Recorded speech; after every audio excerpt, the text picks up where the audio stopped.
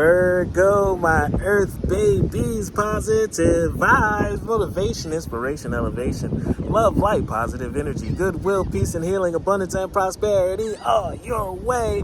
Please like, share, comment, and subscribe if this page been a blessing to you. Check out my LinkTree. Link is in the bio. I do have some special treats there for you. Your word of the day is inner work. It's time to dig deep. It's time to chisel away the things that do not serve you, the attributes that do not carry on into the places that you are actually heading towards. What does not mix? What does not belong? And then let that go. Do the inner work and open up more space for opportunity to be more grateful, joyful, therefore more blessings, and life is more beautiful.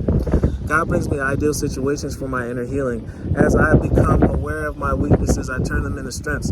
I direct my thoughts towards the light, and I see the positive side of every stage of life.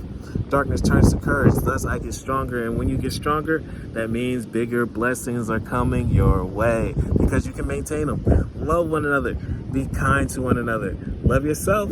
I love you too.